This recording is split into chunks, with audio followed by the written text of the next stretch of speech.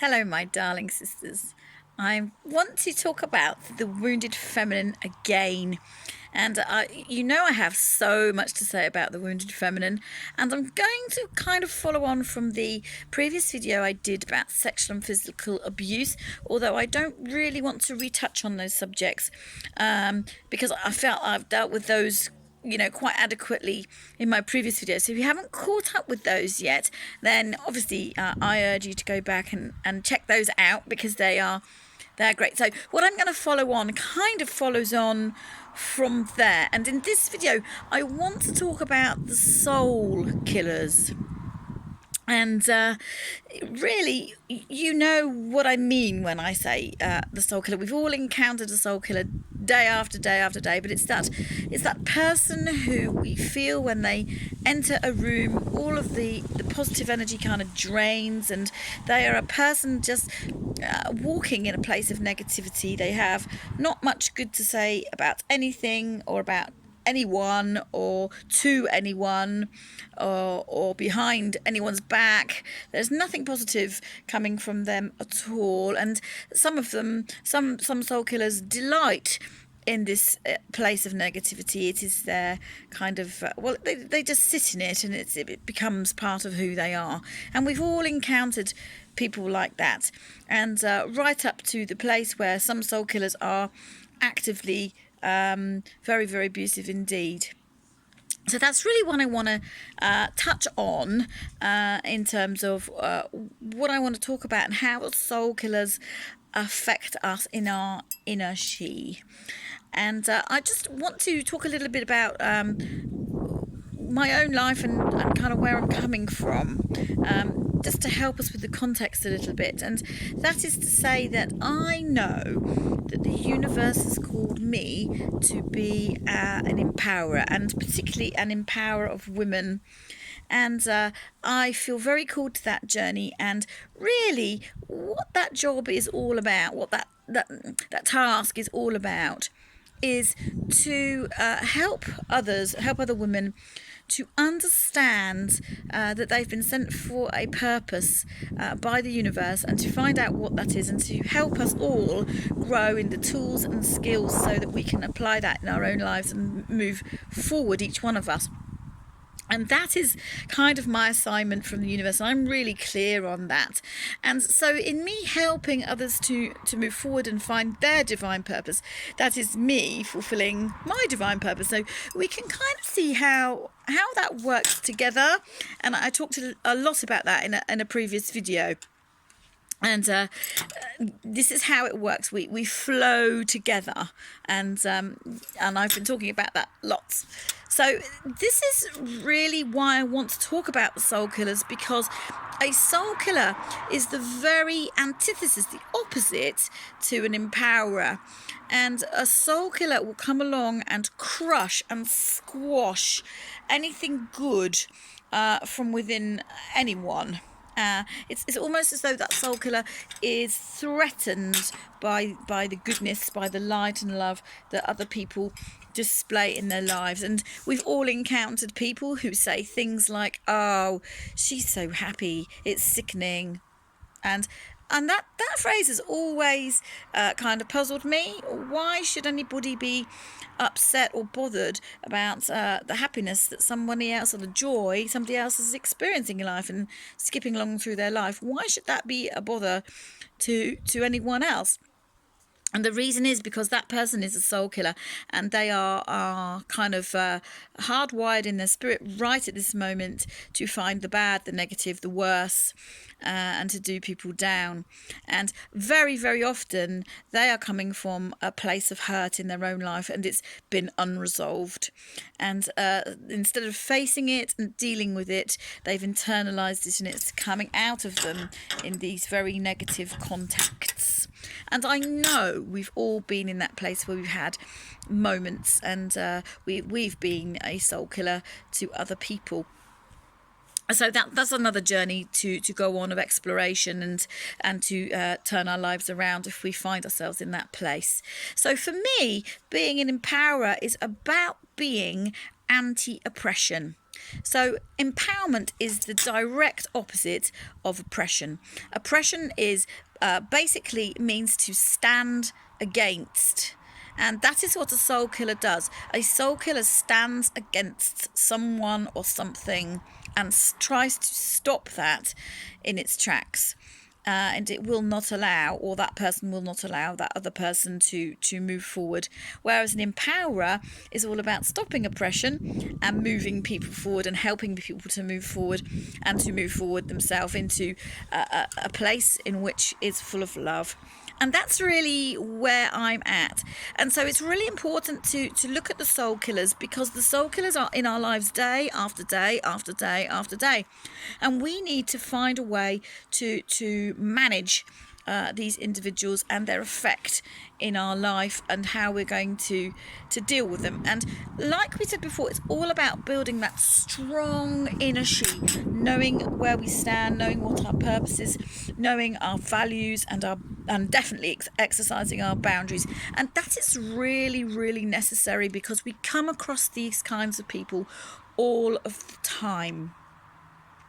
Now, I want to say something quite profound now, and it's something that I've come to, and I want to try and define to you what abuse actually is, because it's obvious that if somebody comes against our bodies and hurts our bodies, that is very clearly abuse. But there are other kinds of abuse, and the abuse basically is not allowing another person to have their choice. So anytime we see somebody shutting down our choice, that in essence is abuse. So it doesn't matter what the context is.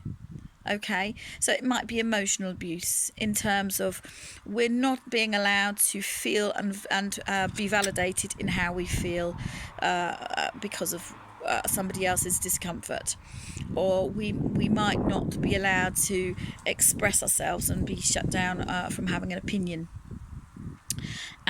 All kinds of things. It's the shutdown. It's the lack of choice to express ourselves, or to be ourselves, or to demonstrate our free will, or to exercise our boundaries.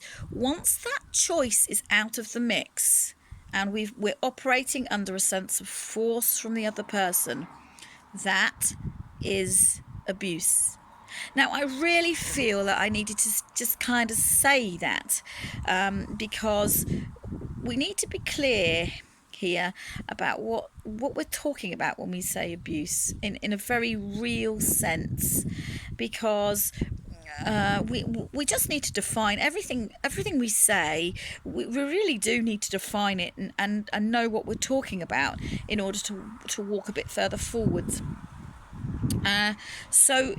So it really, really is. People can be nasty to us, and they can say a horrible thing to us, but we can choose to take that personally or not. That is not necessarily abuse. Okay, it's nasty, but abuse comes when we are denied our choice over the matter. That is what abuse is. All right, and now that can happen in any interpersonal relationship, and that's usually the place where we find it, and that's where we need to look out for it. So between mother and daughter, daughter and father, and very definitely it occurs between a woman and her partner. And in that context, we really need, as women who are, raising and rising together, to understand that when we form partnerships with whoever, it is a partnership. It is not something where they can dominate us with their way and none of us. That is an unequal arrangement, when a partnership should be flowing together. okay, a mutual respect and a mutual ability to hear each other and to accept each other. And I don't want to see any of our beautiful queens in this situation where they feel squashed down in the feminine, because this is what abuse does. It means that we feel like we can't express our feminine. We can't really be ourselves. We can't really say what we need to say because we're under this heavy sense of domination or control or manipulation. And if we are fearful of saying things that we are, or reasonable things to say that are in our own heart, then there is a problem there in our relationship that we really need to look at in a very deep way and ask ourselves, do we want to continue in this relationship? And we need to really analyze that very carefully. And some of us have grown up in unhealthy, toxic environments in our family of origin. And it was very, very interesting to me. And I've been thinking about boundaries for some time now, and I did present a video earlier about boundaries and how important they were. And I made a discovery that certainly in my life growing up as a young person, that my personal boundaries, weren't really honoured very well. And so therefore I find boundary setting really quite difficult, because growing up my boundaries weren't honoured, and I was talked out of what I thought I wanted and needed, and my desires, until the point I wasn't sure what I needed and wanted. And it was really quite severe. So I've realised that there's been a whole generation before us that have not recognised other people's boundaries, and this is where it's coming from. And I was sitting with my ex-mother-in-law just the other day, and a situation presented itself, and she was actually bemoaning the fact that someone else had expressed a boundary. And she was reiterating to me how awful she felt that person wasn't prepared to do that. But in actual fact, when she was talking about the situation, the person had stated a boundary very, very clearly and was not going to cross it. And that is absolutely that person's right to do so. But my mother-in-law was actually telling me how awful this was, and I realised in that moment that is one of the things that I've grown up under, where people have been dismissive of other people's boundaries. And so that when you're in that environment and you're growing up and you're forming your ideas, and you've got that kind of comment coming at you, which clearly it would have done from that generation, I believe, it is very difficult to then present your own boundaries for fear of not being accepted or being rejected in some way. And so this is my hump that I have to get over. And I am taking steps to work on that, and I've identified it, which is the great start for me. So that's really great. But I just wanted to go a little bit deeper with these kinds of things, because that scenario is a soul killer. If somebody does not respect our boundaries, they kill our soul. You see, to be a feminine being, we're all about growth and creation and life, and breathing energy in and through and out of us. And when we come together, we've got this synergy going on. So we've got girls in the room now. You know what synergy means? It means 2 + 2 = 5, or even 6, or even 8. All right, so the power of the two parts combined equals more of the sum total. Yes, you get that's what I mean. And that is what it is when we learn to come into this place where we can see this in a clear way.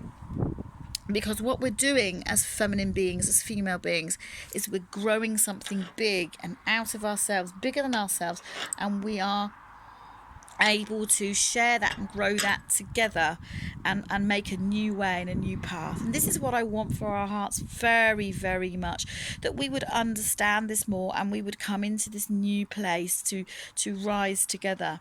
This is the way forward.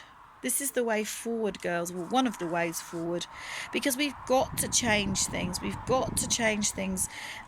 Things have not worked well for us girls in the past. We've been under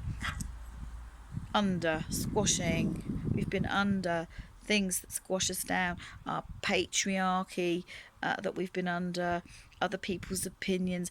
All of these things, the soul killers, squash us down, and we want to do the opposite. We want to raise us up. See the difference? And that is what I'm all about, and this is what I want for our hearts. And I want to bless you, and I want to love on you, because you are so precious to me and precious to the universe. And I just want to say, let's go for this, girls. Let's get this and let's run with it, because it's just so worth it, and you're so worth it.